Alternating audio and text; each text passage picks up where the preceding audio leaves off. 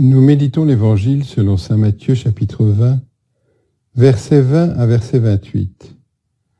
Ma coupe, vous la boirez. En ce temps-là, la mère de Jacques et de Jean, fils de Zébédée, s'approcha de Jésus avec ses fils Jacques et Jean, et elle se prosterna pour lui faire une demande.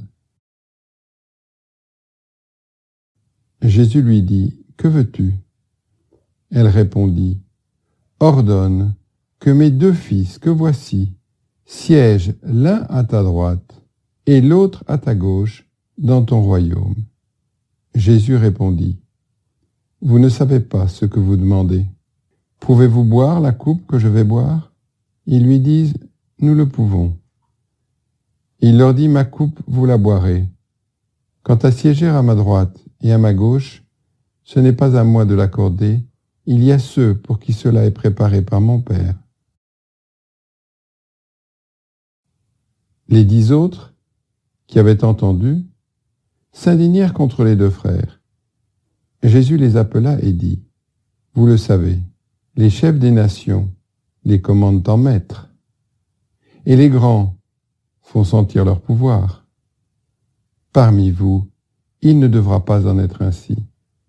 Celui qui veut devenir grand parmi vous sera votre serviteur, et celui qui veut être parmi vous le premier sera votre esclave.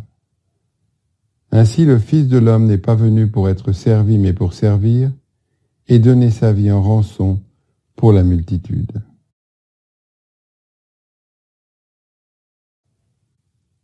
Prière. Ô mon Dieu, je viens me mettre à ta présence.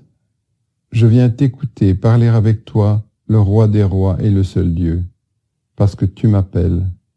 Parle, parle ô Seigneur, ton serviteur écoute. Je crois que tu es présent ici à mes côtés. Augmente ma foi. J'espère en la vie éternelle, je l'attends avec joie et impatience, car je sais que tu l'as préparée pour moi. Augmente mon espérance. Je t'aime par-dessus toute chose, mais donne-moi de t'aimer aujourd'hui un peu plus. Demande. Seigneur, fais-moi vivre avec toi. Réflexion point numéro 1. Ma coupe, vous la boirez. Voilà ce que s'entendent répondre les 2 frères après leur demande pour le moins présomptueuse. Ayant promis de participer à la coupe du Christ, c'est-à-dire à sa passion et à ses souffrances, ils espèrent donc en obtenir la récompense. Mais voici qu'ils se font, apparemment, bernés par Jésus. Celui-ci accepte leur promesse, mais sans leur accorder le prix. Les apôtres se retrouvent donc dans une situation embarrassante. La souffrance sans la récompense. La croix sans la gloire. Telle est parfois notre sensation dans la vie chrétienne. Nous avons l'impression de n'avoir accepté que des difficultés, des contraintes, des souffrances. Et où commence la récompense? La vie en abondance promise? La joie éternelle? Point numéro 2. Il y a 2 raisons à cette façon de procéder un peu singulière de Jésus. La première est que la vie du chrétien, avant d'être une vie de gloire et de plaisir, est une vie de croix. Les apôtres ne savent pas ce qu'ils demandent parce qu'ils n'ont pas encore compris où le Christ va les mener. Ils se trompent donc sur le style de vie que Jésus les appelle à vivre, une vie d'obéissance au Père jusqu'à la croix, puis la résurrection. Il n'y a pas de vrai bonheur ici sur cette terre qui ne passe par la croix. Point numéro 3. La deuxième raison de la récompense du Christ est que les apôtres se trompent aussi sur le résultat de leurs efforts. Ils acceptent, certes, la croix et la souffrance vécue avec le Christ, nous le pouvons, mais pour une récompense bien humaine, siéger et dominer. Si le Christ ne leur offre pas le résultat demandé, c'est parce que la croix et la souffrance ne doivent être vécues que par amour.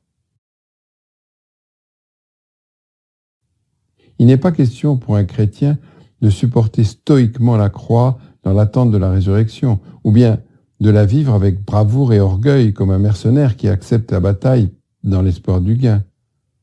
Non. La coupe du Christ ne se boit qu'avec amour, humilité, patience et avec un grand désir de réparation. Peu importe la récompense qui suivra, ce qui rend la croix du Christ attirante, c'est celui qui est cloué dessus.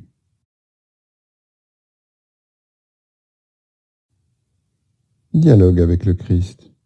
Seigneur, donne-moi la grâce de vivre pour toi, de ne désirer que toi.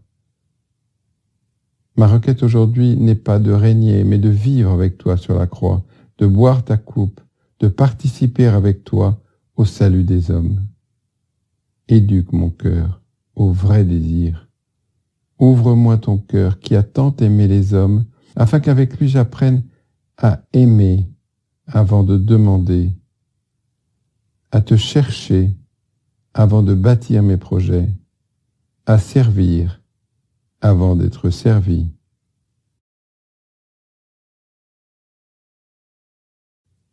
Résolution. Aujourd'hui, je vivrai un acte concret de service en m'unissant au Christ crucifié sans me préoccuper de ma récompense.